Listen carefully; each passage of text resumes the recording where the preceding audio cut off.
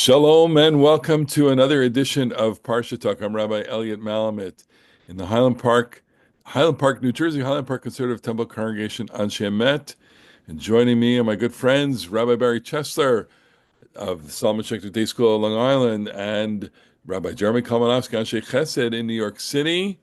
We are starting again by noting that this is day 569 of the Wow. hostages' captivity. It's just incredible to think of that. We're recording it earlier in the week, this week, thinking about them during a very complicated week. Well, we'll just take a moment to put that out there that this is the week between Yom HaShoah and Yom HaZikaron, Yom HaAtzmaut.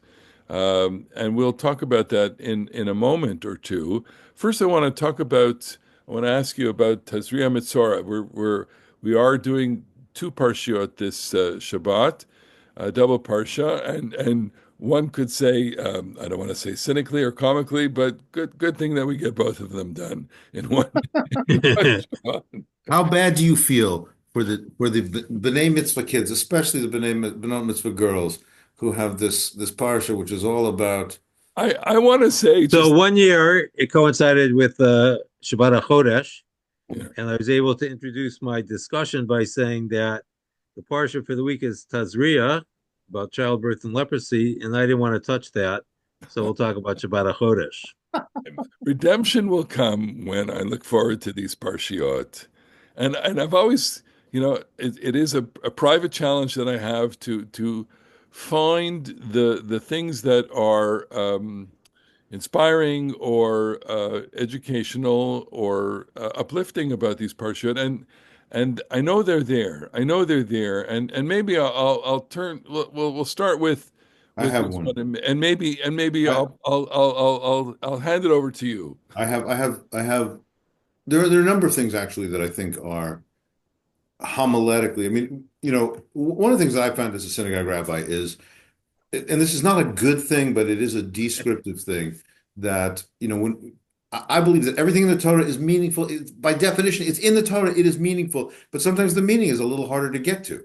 And and uh, and so I sometimes find that as a synagogue rabbi, what I ask myself is not what is like the most meaningful, but what is like useful to me that I can use, that I can say something to people that will be poetic or will inspiring, whatever.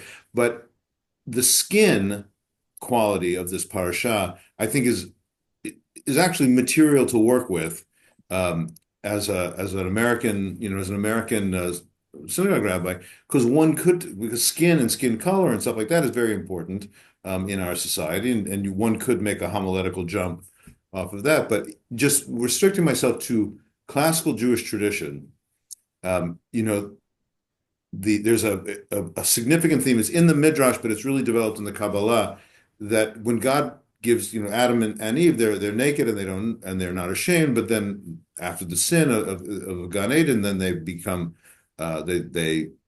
clothed, and it says God made them kutznot or with an ayin, made them coats of leather. But the midrashic way of reading that, which the Kabbalists make a big deal out of, and most especially the Kabbalist Rav Shlomo Halevi Alkabetz, who wrote Lechadudi, um, this is the original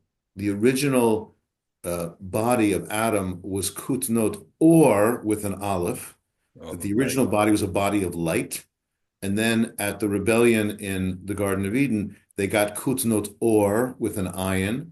They became coats of leather. We got regular skin as opposed to that luminous skin. But Right, in but the redemptive future, the kutnot or will become kutnot or once again. The bodies of leather will become bodies of light, and this is the theme in Lechadodi of hit oreri kiva orech kumi ori, skin up, turn back into light.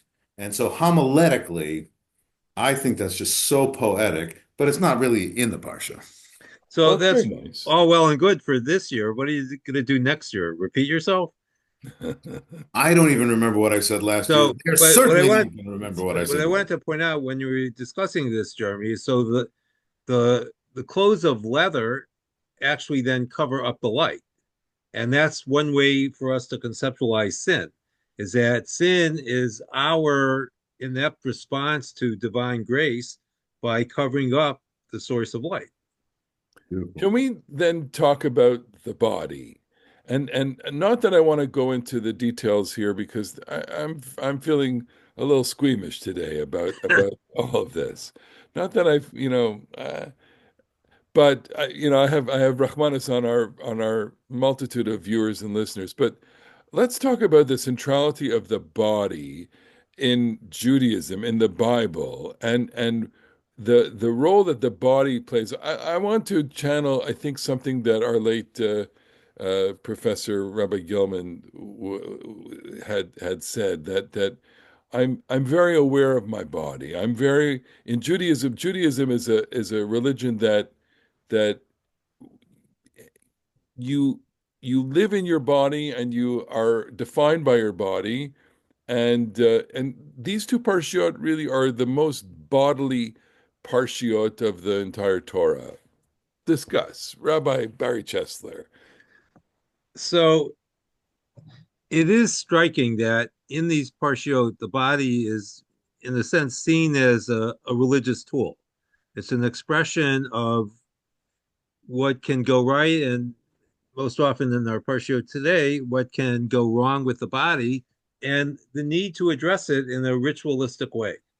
And one of the things that I found interesting as I was reading through the Parsha is that Sara'at, the disease that we commonly call leprosy, but is probably something else, does not actually cause the person to become impure. The Kohen has to pronounce the person impure.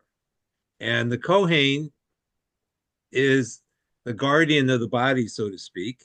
And in addition to the question about the body, I just want to suggest another idea is that the Parsha raises the whole idea of whether we believe today there can be any kind of priestly Judaism.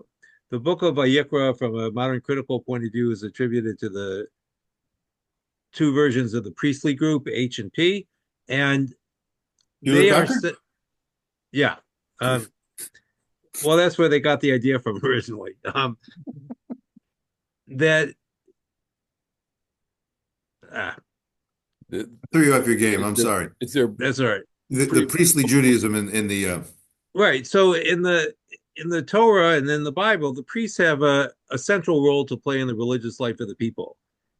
With our due apologies to our resident priest, Rabbi Kamenetsky, not so much the case today. The priest has a very limited and circumscribed role, but the Parsha raises the idea, perhaps, that maybe there is a place for some kind of priestly version of modern Judaism. I can't say exactly what it might be, but it's an invitation to think if we can reclaim this part of the Torah, which admittedly is difficult to speak about homiletically, and it could offer perhaps some insight into modern Jewish you life. know, we the only officiant now in Judaism is the modern rabbi. I mean, we don't have anyone else administering, what we could call quote unquote sacraments, and we don't really have sacraments. What we do have is honor, and what we do have, in our pastoral role is the ability to offer guidance, offer teaching.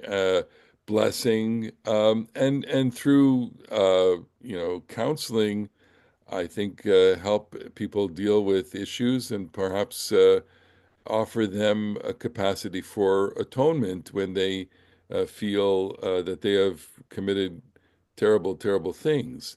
Um, you know, I, you know, I I feel like I feel like there's a number of things that are going on here. First of all, with respect to other things of tum'ah and tahara, other things of ritual purity and impurity, the Bible is not explicit in the same way that it is with respect to skin disease, that the process of determination comes to the priests. Although I have to think that just like, and this is still prevalent, of course, in Orthodox circles, um, I have to think that people literally had questions about the status of their physical functions, physical emissions, and they would show them. This is certainly true in the rabbinic oh, period of the Talmud, but still today, I mean, this is not something that happens to us conservative rabbis, but still today, there's like, one of the functions of the rabbi is to examine menstrual Things. paths, and yeah, and Well, what's interesting is that in the modern Orthodox world, that was an initial avenue for religious expression by women yeah, who yeah, often started their halakhic expertise, yeah. That's in, I think that's still the case. in Hilchot Nidah. And Yeah. there's a kind of there's a kind of Kohanic function. Like the people are asking, when you think about this, this is a very profound question. And it's applicable, I would imagine, to most of the things in the parsha. Like you have this kind of discharge, you have that kind of discharge. It lasts for this many days or that many days. All of which is like it's a little bit difficult to talk about in our context. But I would imagine that even though the Torah really talks about the role of the priest about examining the tzarat, it was true for the other kinds of tumantara too, that you had to have a diagnostic expert, which was a combination of religious teacher and doctor. You know, and they're asking a profound religious and spiritual question. What is the status of my body? What state of my body in? And my religious life is gonna kind of be downstream of determining where my body stands. Right. And what I would add to that, Jeremy, is that the idea in the Bible is that things happen to the body that are out of our control, which is kind of foreign to the modern temperament where we think that we control our bodies. The Torah reminds us that a lot of times we don't. And all sorts of things happen to the body. Some of them, like disease, are perhaps natural and unnatural at the same time. Other things, like emissions, are part of regular life. And we need a ritual in order to reconnect ourselves to the holiness of the body, which we believe comes from God. And the Parsha allows us some inroads into how we might think about it even today, I think. I think that I think that's very extremely well said, and I think that Lord knows the menstrual purity laws are not widely practiced among conservative Jews, not zero. And people have asked me over my 25 years in the synagogue, people have asked me questions, which I really struggle to answer. But I really like the thing that you referred to about the some of which are totally out of our control and unexpected, and some are expected. So I think that people sometimes feel that the menstrual laws are like kind of anti-feminist because they stigmatize the sort of natural, healthy function of a female body. I really don't think that describes, it might describe rabbinic Judaism later, but I don't think that describes the Torah, because the Torah is equally interested in male bodies and female bodies, and the Torah does not think that ritual impurity is a consequence of something bad or wrong, because it comes from menstruation and sexual emissions for a male and childbirth, and those things are unambiguously good. We couldn't have life. We this is having children is so central in this religion, and though there is a ritual status of impurity, it doesn't mean bad or dirty. It means that it's a changed ritual status in life, but the fundamental matrix in which that happens is a great one, not a bad one. Well, what about the idea that where there's birth, there's death, where there's death, there's birth, and that part of the ritual life that we find in the Torah is really an awareness of the boundary between life and death. And so, yes, with a birth, there is something that dies. There's a part of the tissue that is no longer the sustaining part of that infant. Uh, Likewise, for the person suffering from the tzaraat disease, that person is really on the boundary of life and death. And I think we've talked about this in the past, where part of the difficulties that we encounter with these kinds of situations, really understanding not just the body, but where the boundaries are between life and death, and how we navigate that. And I think, for me at least, that's the point, the access point is, where is the story of life and death here? And it's a story that's in the parturient woman, the woman giving birth. it's a story with the Tzara'at, and it's a story with all the people experiencing all of the abnormalities that you've described, and maybe that's a way into this parsha. So Baruch Levine, who wrote the JPS commentary on Leviticus, wanted to frame the discussion of purity and impurity as susceptible and immune. That what we what the Torah calls impure were things where a person was susceptible to forces outside of his control. And you know, the real factor of death in childbirth is that it was dangerous for the mother and it was also dangerous for the child. Obviously, it's a good when everyone survives, but not everyone survived in the ancient world. And that was recognized by the purity and impurity laws. Similarly with Sarat, which was, I think, with all our apologies to the rabbis, beyond a person's control. I don't know that it was in the Bible a function of one's speech, but a disease. And the person who contracted the disease often looked like they were more dead than alive. And that was dangerous for them and dangerous for the community that has to figure out how they can navigate with such a person. And so the person is sent out of the camp in part to protect both the afflicted, but also the community at large, which also has a vested stake in maintaining its life force. You have uh, you kind of feel that, I mean, this may be totally false. I mean, germ theory, maybe even a 20th century, but certainly not before the 19th century, awareness.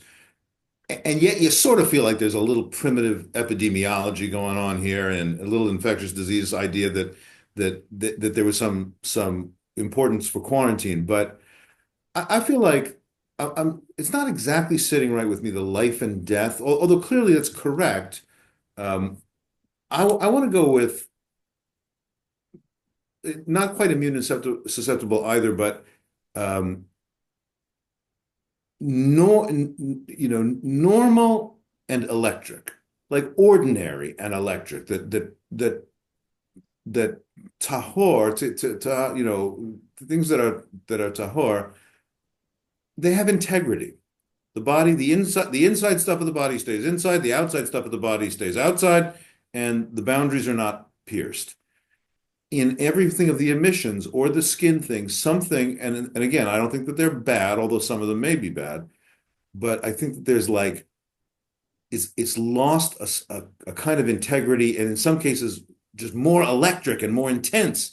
And that's the life and death boundaries surrounding the reproductive fluids and the birth. And then, which we talked about a little bit before we started recording, but is halachically speaking and Jewishly speaking, one of the most important bodily mitzvot, maybe the most important bodily mitzvah over the centuries in the heart and mind of the Jewish people, which is related at the beginning of our parsha, which is circumcision of a baby boy, marking the body with a blood ritual and a kind of small, so to speak, small ritual scarification, is like the marker of what it is to have a Jewish male body. Indeed, and it does connect to so many things, both rational and irrational, probably more irrational. Well, let's say non-rational rather than Non-rational, and sacrifice. I think there are lines of continuity between the Brit Milah and sacrificial Judaism that we find in the Bible, and maybe as we just kind of put the bow on this topic, because I do want to make a hard segue. I thought of what's the connection between these two parshiot and the calendar and the week that we find ourselves in, and not that we want to be overly dramatic and be concerned about the body, but the state of Israel uh, is a manifestation it's a physical manifestation of the Jewish people, it's sovereignty of the Jewish people. And in this week, as we moved from Yom HaShoah on Wednesday night to Thursday, now we're moving through this week, Yom HaZikaron, and Tuesday night, and Yom HaAtzmaut, through Wednesday night and Thursday. Um, a very important, week, sometimes called Aseret Yemei Hoda'ah, sometimes called Aseret Yemei Tikva, 10 days of gratitude, 10 days of hope. It is a period in the calendar that has its journey for us.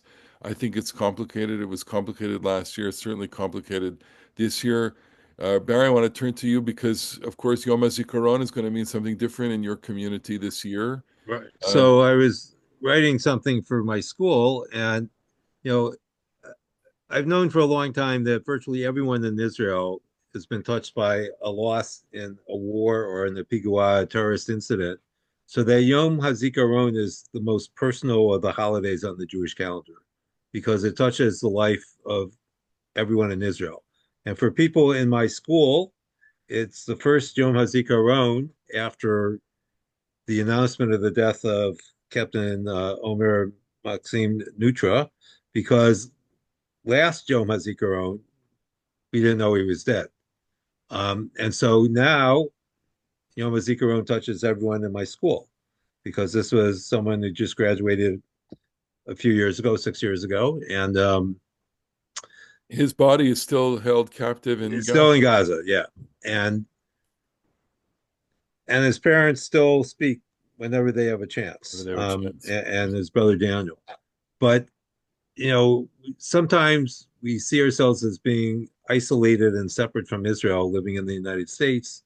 But this year, I don't think that we do. Yeah. I mean, and of course, we've been touched also in my community. Uh, the One of my congregants, she lost her daughter lives in Israel, and her boyfriend was killed. And I have recalled members of people that I knew who made Aliyah from Ottawa, and they were killed in the October 7th.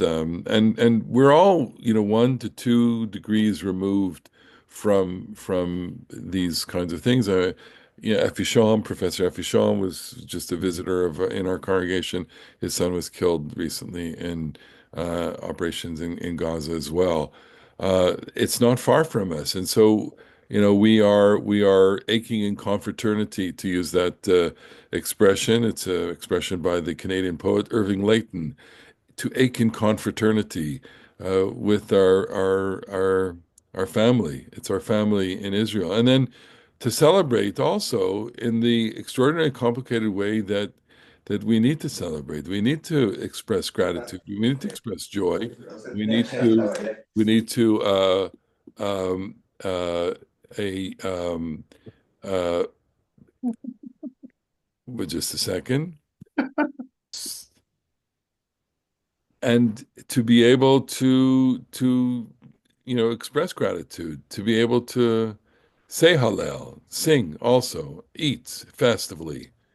I, Yeah. I feel So like what I what you're wanted to, saying. there's something very powerful about the structure of having Yom HaZikaron immediately before Yom HaSmut. Because what struck me, as I mentioned earlier this year, is that Yom HaZikaron is really about the individual. Yom HaSmut is a communal celebration. And in order to have a healthy society, it's necessary for there to be room for both.